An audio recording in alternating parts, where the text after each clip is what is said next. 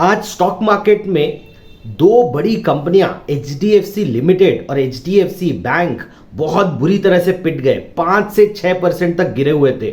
जब इन्वेस्टर्स ने इसके बारे में ढूंढना चालू किया कि ये क्यों गिर रहे हैं और क्या कारण है इतनी बड़ी गिरावट का, तब पता चला एक MSCI इंडेक्स है जिसमें कोई चेंजेस आए हैं और जिसके कारण ये बैंक्स लगातार गिर रहे हैं।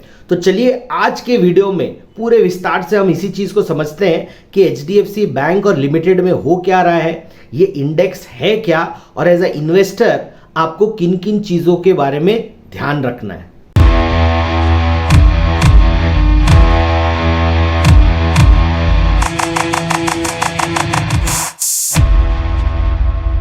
तो सीधे पॉइंट पे आते हैं, और जो एक रीजन है जिसके कारण एचडीएफसी बैंक और लिमिटेड इतने बुरी तरह से गिरे हैं, उसका कारण है MSCI इंडेक्स में मर्ज्ड एंटिटी की एंट्री। अभी तक जो आपका MSCI इंडेक्स है उसमें HDFC लिमिटेड था, अब मर्ज्ड एंटिटी यानी HDFC बैंक और HDFC लिमिटेड की एंट्री होनी है। लेकिन यहां पर जो एडजस्टमेंट फैक्टर है वो 1 का नहीं होगा और एडजस्टमेंट फैक्टर होगा 0.5 का, जिसके कारण अनुमान ये लगाया जा रहा है कि 150 से 200 मिलियन डॉलर तक का FPI आउटफ्लो होगा। तो ये एक कारण है जिसके कारण स्टॉक्स में इतनी बड़ी गिरावट देखने को मिली है। लेकिन मैं एकदम श्योर हूं कि आधे से ज्यादा लोगों को अभी भी कुछ समझ में नहीं आ रहा है, और मुझे इस चीज का एहसास है। इसीलिए मैं आपको सबसे पहले यह बताता हूं कि ये MSCI इंडेक्स है क्या, इसका कॉम्पोजिशन क्या है, और क्यों HDFC लिमिटेड और बैंक इस सब के बीच में पड़ चुका है। तो चलिए अब पहले समझते हैं इस इंडेक्स के बारे में पूरे विस्तार से। तो MSCI का फुल फॉर्म होता है मॉर्गन स्टैनली कैपिटल इंटरनेशनल। तो यहां पर हो रहा है MSCI इंडियन इंडेक्स की बात। तो ये जो इंडियन इंडेक्स है वो किसी भी इंडेक्स की तरह, जैसे एक सेंसेक्स एक इंडेक्स है, निफ्टी एक इंडेक्स है, तो निफ्टी और सेंसेक्स क्या कर रहे हैं, 50 और 30 स्टॉक्स को ट्रैक कर रहे हैं। ठीक उसी तरीके से जो आपका MSCI का इंडियन इंडेक्स है उसके कंपोनेंट तकरीबन 114 हैं, 10 सेक्टर को वो ट्रैक करता है, और इसके साथ ये लार्ज और मिड कैप कैटेगरी के शेयर्स को देखते हैं। और इसमें होता यह है कि जब आप इस इंडेक्स को देखते हो तो ये 85% ऑफ द इंडियन मार्केट को ट्रैक करता है। तो MSCI इंडियन इंडेक्स एक पैरामीटर की तरह काम करता है, एक बैरोमीटर की तरह काम करता है किसी भी फॉरेन इंस्टीट्यूशनल इन्वेस्टर्स के लिए। जब वो अपना कोई भी कैलकुलेशन करते हैं for investing in Indian market, तो वो MSCI इंडेक्स को, इंडियन इंडेक्स को बहुत ध्यान से देखते हैं। तो आप आगे चलकर, पहले भी हुआ है और आगे भी होता रहेगा, आप आगे चलकर बहुत बार इसका रेफरेंस देखोगे। तो चलिए अब मैं आपको धीरे धीरे पूरा डिटेल में बता देता हूं कि MSCI इंडेक्स बनता कैसे है। अब ये जो MSCI का इंडियन इंडेक्स है वो बनता कैसे है, तो ये भी जो बनता है ये वेटेड मार्केट का इंडेक्स है, जैसे आपका सेंसेक्स और निफ्टी है। तो यहां पर 3 बातों का बहुत ध्यान रखा जाता है। कुछ जो बड़े पैरामीटर्स हैं उसमें जो पहला पैरामीटर होता है वो डिविडेंड का होता है कि कंपनी कितने डिविडेंड दे रही है या क्या रिटर्न दे रही है अपने इन्वेस्टर्स को। दूसरा पैरामीटर जो होता है वो टर्नओवर होता है कि कंपनी के टर्नओवर्स किस तरीके के हैं। और तीसरा जो पैरामीटर होता है वो तीसरा पैरामीटर होता है उसका मार्केट कैपिटलाइजेशन, राइट। तो ये जो मार्केट कैपिटलाइजेशन है उसके कारण आप एक चीज नोटिस करोगे कि जो कंपनी जितनी बड़ी है यानी जिसका मार्केट कैपिटलाइजेशन ज्यादा है उनके चांसेस ज्यादा वेट के साथ होते हैं। ये वेटेड एवरेज है, तो जिस कंपनी का वेट ज्यादा होगा उसके ऊपर या नीचे जाने से इस इंडेक्स में बहुत बड़ा फर्क आएगा। तो अगर आप ध्यान देंगे ना, तो जो टॉप के 10 शेयर्स हैं इस इंडेक्स में वो सारे जानी मानी कंपनियों के नाम है। और ये जो इंडेक्स है इसके top 10 index 45% of the weightage को कैलकुलेट रखता है। इसमें जब आप देखोगे तो जैसे रिलायंस है उसका वेटेज सबसे ज्यादा है, 10% से अधिक का वेटेज है। सेकंड नंबर पे आता है HDFC लिमिटेड। यहीं से सारी चीजें स्टार्ट होती हैं। एचडीएफसी बैंक इस इंडेक्स का हिस्सा नहीं है, लेकिन एचडीएफसी लिमिटेड जो है वो इस इंडेक्स का हिस्सा है। अब आपको ये तो समझ में आ गया कि एमएससीआई होता क्या है और ये इंडियन इंडेक्स क्या है।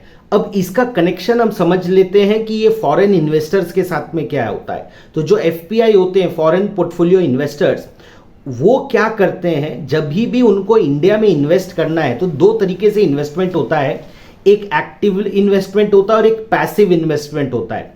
जब पैसिव इन्वेस्टमेंट होता है और सपोज उनका एक मैंडेट है कि वो इंडिया में इन्वेस्ट करेंगे उसी प्रोपोर्शन में जिस प्रोपोर्शन में एमएससीआई का जो वेटेजेस बने हुए हैं इंडेक्स के, वो तो अब आप जस्ट इमेजिन कीजिए कि रिलायंस का अगर वेटेज आज 10% है और इंडेक्स के कॉम्पोजिशन में चेंज होता है जो साल में 4 बार होता है, तो पीरियोडिक चेंजेस के बीच में आपने देखा कि रिलायंस का वेटेज 10 से 8 कर दिया गया या 10 से 12 कर दिया गया।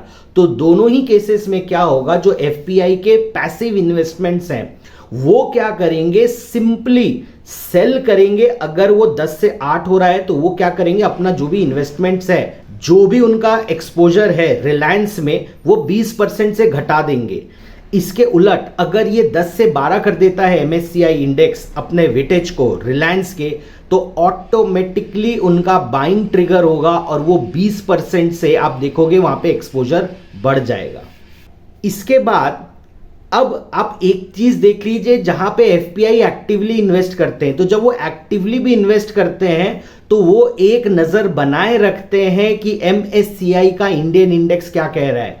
अगर वहां पे वेटेजेस में उतार या चढ़ाव होते हैं तो जो एफपीआईज हैं जो एक्टिवली भी मैनेज करते हैं, कभी कभी वो अपने वेटेजेस को उसके हिसाब से अलाइन कर लेते हैं। लेकिन बहुत बार ये देखा गया है, जैसे फाइनेंशियल में अगर एमएससीआई ने अपना वेटेज दिया हुआ है 15% का सेक्टर एज अ सेक्टर, आप देखोगे अगर एफपीआई फाइनेंशियल मार्केट के ऊपर में ज्यादा बुलिश है तो वो 15% क्या, वो 20-22% भी कर लेते हैं। तो ऐसा नहीं है कि आंख बंद करके फॉलो करेंगे, आंख बंद करके तभी फॉलो करेंगे जब वो पैसिव इन्वेस्टमेंट कैटेगरी में आते हैं। तो कुछ पैसिव इन्वेस्टमेंट कैटेगरी में आते हैं और कुछ एक्टिव में आते हैं। जो एक्टिव वाले हैं वो एक नजर बना के रखते हैं और उसके हिसाब से अपने इन्वेस्टमेंट्स को कम या ज्यादा वो करते रहते हैं, लेकिन जरूरी नहीं है कि सेम प्रोपोर्शन में करेंगे।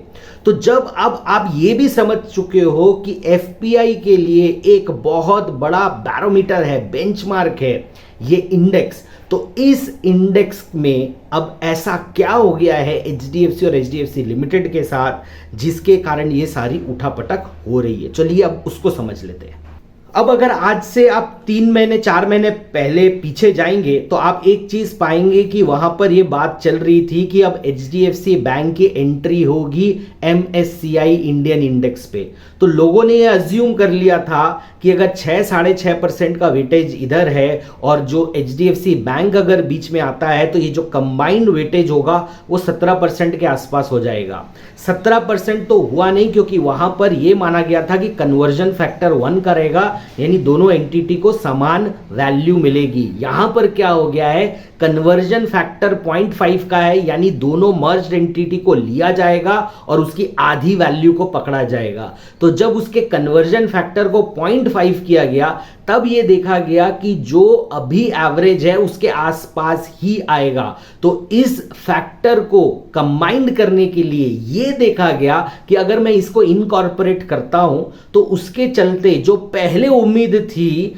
कि बिलियंस ऑफ डॉलर, $2 बिलियन के आसपास उम्मीद थी कि पैसा और आ जाएगा। जैसा मैंने आपको बताया कि अगर एचडीएफसी बैंक की एंट्री होती है तो लोगों की उम्मीद ये थी कि अब जो पैसिव इन्वेस्टमेंट्स है वो तो मैंडेटरी और अपना इन्वेस्टमेंट्स बढ़ाएंगे एचडीएफसी बैंक में।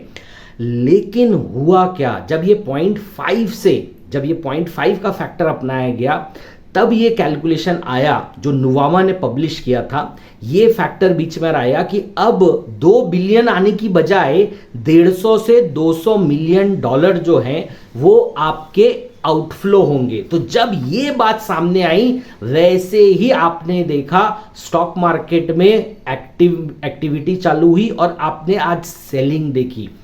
अब ये तो है जो हुआ है, लेकिन अब क्या होता है, एज ए इन्वेस्टर आपको पता होना चाहिए कि आपको किन किन चीज़ों के बारे में ध्यान रखना है।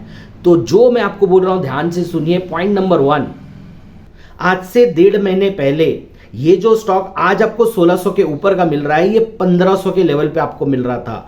आज भी ये स्टॉक आज जो 5% गिरा है, उसके बावजूद 1.5 महीने पहले की प्राइस से अभी भी ये 7% बढ़ा हुआ है। कभी आपने ये सोचा कि ये जो स्टॉक लगातार बढ़ रहा है वो क्यों बढ़ रहा है? तो लोगों की उम्मीद ये थी कि कन्वर्जन फैक्टर 1 होगा, रिजल्ट्स अच्छे आएंगे, इस चक्कर में वो पहले से ही बाइंग करके बैठ रहे थे।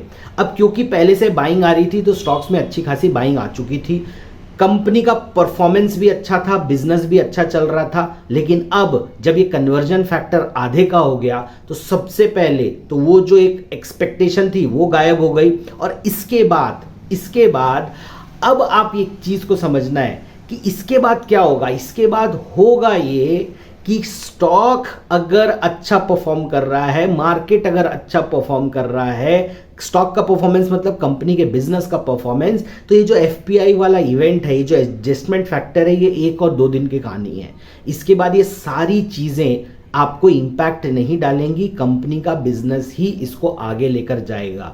तो अगर आप एक लॉन्ग टर्म इन्वेस्टर हैं तो आपको इस चीज को आंसर करना है, क्या आप एचडीएफसी बैंक के बिजनेस को अगले 2 साल, 3 साल और 4 साल में बढ़ते हुए देख रहे हो? अगर इसका आंसर आपका हाँ है तो आपको घबराने की जरूरत नहीं है। लेकिन अगर आप एक न्यूज़ बेस्ड ट्रेडर हो तो आपको एक चीज को समझना होगा कि अगर आपने सिर्फ इसलिए लिया था कि रिजल्ट अच्छा आएगा, अच्छा आ रहा है, तो अब आपको उस न्यूज़ के हिसाब से आपको एडजस्ट होना है। लेकिन मैं हमेशा कहता हूं न्यूज़ बेस्ड ट्रेडिंग मत कीजिए, क्योंकि न्यूज़ बेस्ड ट्रेडिंग में आप सबसे नीचे में आते हो उस पिरामिड में, आपके पास में इंफॉर्मेशन सबसे लास्ट में आएगी।